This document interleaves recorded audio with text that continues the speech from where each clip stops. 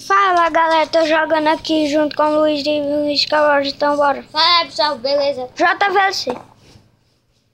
Na verdade eu sou esse. Eu tenho um monte de números.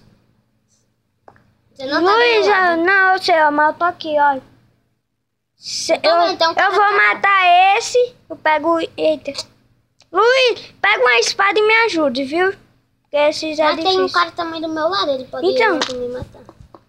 Vai, eu tô Ele vendo. não tem uma espada. Eita, eita, eita. É na mão, PVP. Matei. Você tem o quê? Nenhuma espada. Eu tenho. Uma espada De quê? de ferro. Aqui, joguei. Você quer? Tô aqui, ó. Aí, Rapaziada. Aqui, ó. É aí. Lá na torre de controle.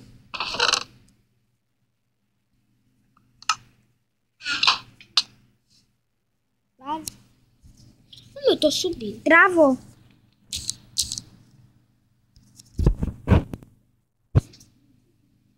Desde o... Eu saí. Kit, saí. Galera, com a gente resolveu isso, já voltamos, né, Luiz? Tá aqui, ó. Eu tô com esse. O filho do Luiz. É o filho Luiz. Ou seja, já tá velho. Vai, entrei. Sou espectador. Não entra. Bora, galera. Já resolvemos. Espectador. Voltamos, galera. Finalmente.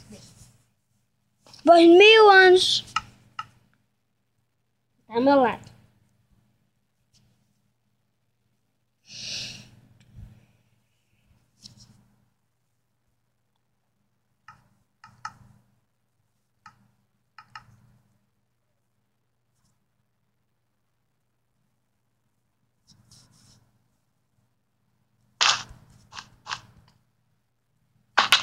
Tô na sua ilha.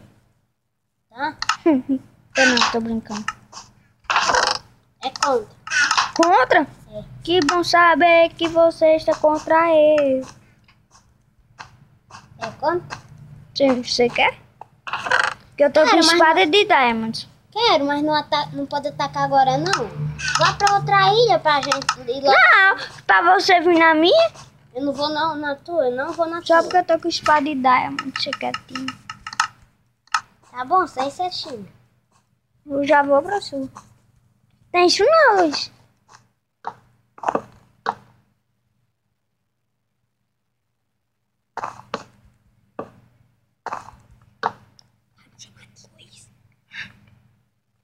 Lula. Sim. Ô, JVLC, você... Eita, JVLC, viu? Tem vitamina se eu te matar.